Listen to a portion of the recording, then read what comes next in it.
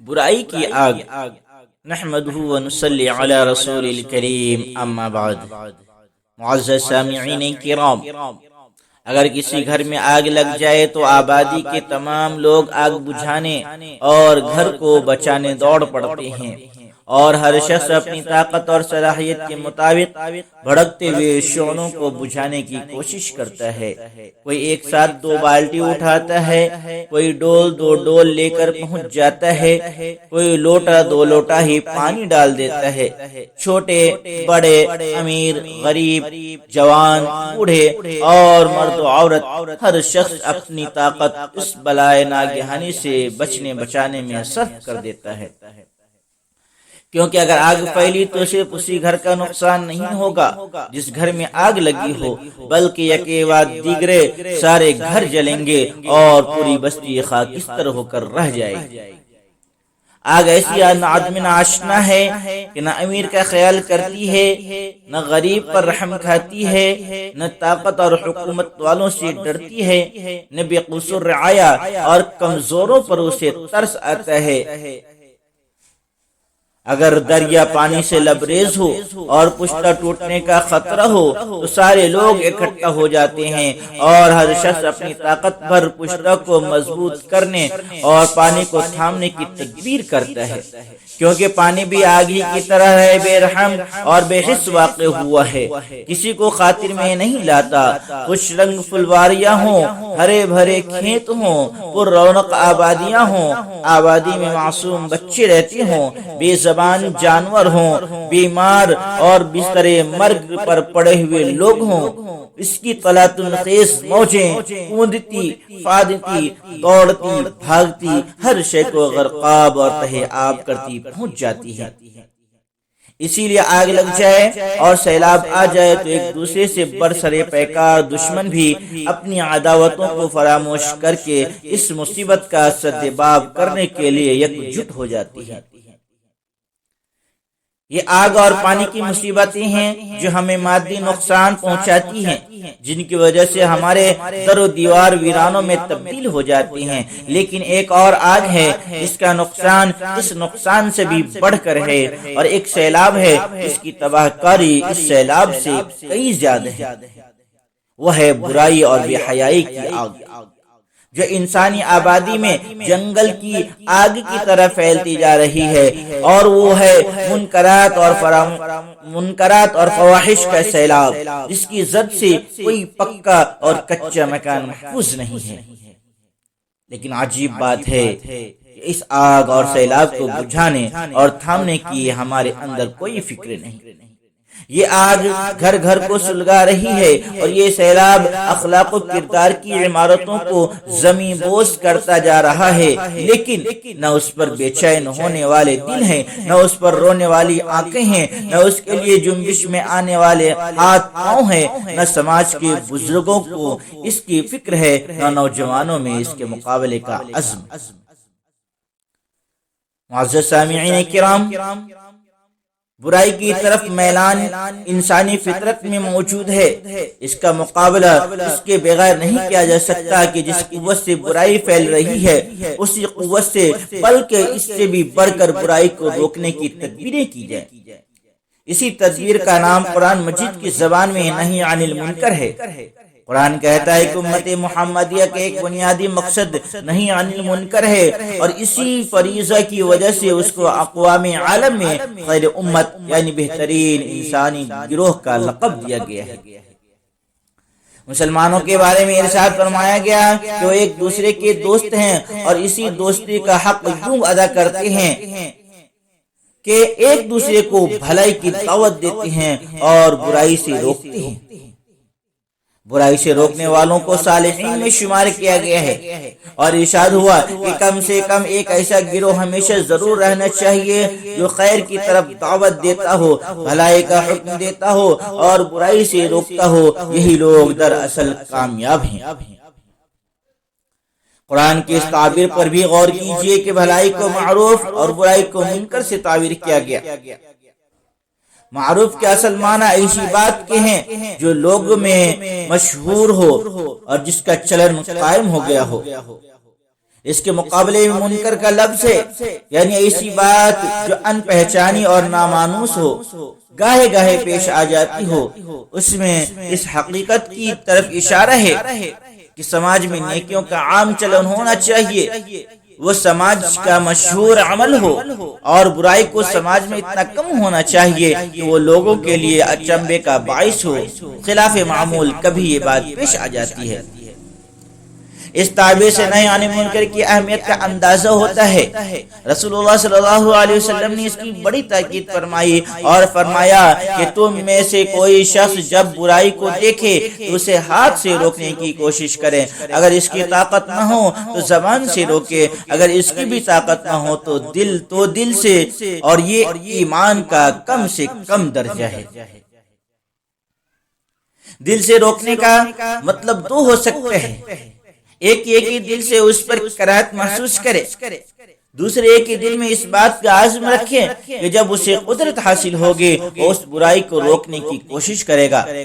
ہاتھ سے روکنے کا منشا مار پیٹ اور جنگ و جدال ہی نہیں ہے، بلکہ اپنے اثر و رسوخ اور اخلاقی دباؤ کا استعمال کرنا بھی اس میں داخل ہے۔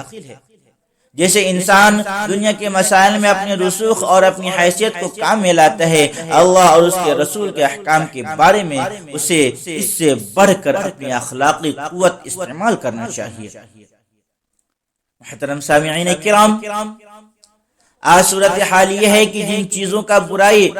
اور منکر ہونا متفق علیہ ہے اور جن کی شریعت میں کوئی گنجائش نہیں، ان میں بھی عوام تو کیا، اہل علم اور اہل دین بھی کھلے تساہل سے کام لیتے ہیں۔ اس سے کس کو اختلاف ہوگا کہ گانا بجانا حرام ہے، شادی بیاہ میں مروجہ تصویر کشی اور ویڈیو گرافی میں جس میں عورتوں کی بھی تصویریں محفوظ کر لی جاتی ہیں ناجائز ہیں۔ اس سے کسی اختلاف ہے کہ لڑکے والوں کی طرف سے بیجا مطالبات حرام ہیں اور رشوت کے حکم ہے۔ کون نہیں جانتا کہ سودی کاروبار پر اللہ اور اس کے رسول کی لعنت ہے، لیکن کیا یہ حقیقت نہیں ہے کہ سماج کے بااثر لوگ جب اعلانیہ ان برائیوں کے ارتکاب کرتے ہیں اور اپنی جھوٹی شان بگاڑتے ہیں تو نہ صرف یہ کہ ہماری زبانیں گنگ ہو جاتی ہیں بلکہ ہم خود ان تقریبات میں شریک ہو کر رونق محفل میں اضافہ کرتے ہیں۔ ہم خود حرام اور ناجائز کاروبار کرنے والوں کی اہتمام اور احتشام سے معمور دعوتوں میں شریک ہو کر عملاً اس برائی کو تقویت پہنچاتے ہیں۔ حدیث میں اسی لیے برائی سے روکنے کو زمان کا جہاد قرار دیا گیا ہے، کیونکہ نیکی کی دعوت آسان ہے۔ اگر آپ کسی کو نماز روزہ کی دعوت دیں، حج و زکوٰۃ کے لیے توجہ دلائیں تو اس سے اس کے وقار پر کوئی آنچ نہیں آتی، نہ اس سے اس کے انا کو ٹھیس لگتی ہے، لیکن جب کسی انسان کو اس کی برائی پر ٹوکا جائے تو اس سے اس کی انا مجروح ہوتی ہے، وہ اسے اپنی توہین سمجھتا ہے اور اپنی کوتاہی کا اعتراف کرنے کے بجائے وہ بے جا رد عمل کا اظہار کرتا ہے۔ اس لیے حضرت عبداللہ بن مسعود رضی اللہ عنہ نے فرمایا، یہ بہت بڑا گناہ ہے کہ کسی سے کہا جائے کہ تم اللہ سے ڈرو تو وہ جواب میں کہے کہ تم اپنی فکر کرو۔ جو چیز برائی پر ٹوکنے اور اس سے روکنے میں رکاوٹ بنتی ہے وہ بنیادی طور پر دو ہیں، ایک دنیا کی محبت، دوسرے اہل ثروت اور اہل اقتدار کا خوف۔ اس لیے حضور صلی اللہ علیہ وسلم نے فرمایا، جب تم میں دنیا کی محبت گھر کر لے گی تو تم نہ نیکی کا حکم دو گے اور نہ برائی سے روکو گے اور نہ اللہ کے راستے میں جہاد کرو گے۔ اور حضرت ابو سعید خدری رضی اللہ عنہ سے روایت ہے کہ رسول اللہ صلی اللہ علیہ وسلم خطبہ دینے کے لیے کھڑے ہوئے اور ارشاد فرمایا، خبردار کسی شخص کو لوگوں کی ہیبت حق جاننے کے باوجود حق کہنے سے باز نہ رکھیے۔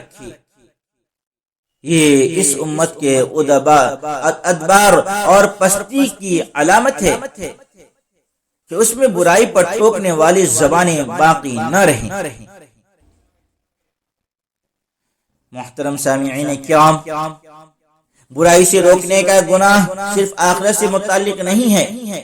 بلکہ دنیا سے بھی متعلق ہے۔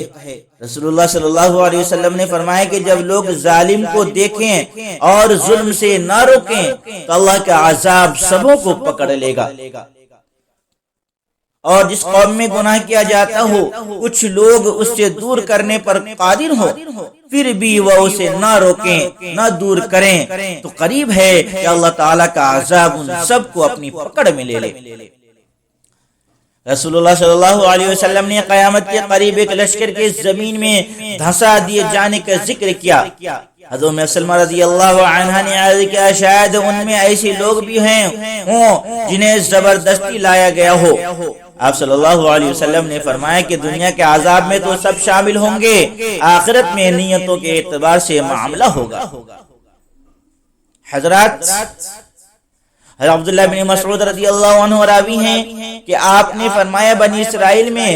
اس طرح برائی کا آغاز ہوا، ایک شخص دوسرے کو اس برائی پر ٹوکتا اور کہتا کہ یہ حلال نہیں، اور کل ہو کر اسی کا ہم نوالا، ہم پیالہ اور ہم نشی بن جاتا۔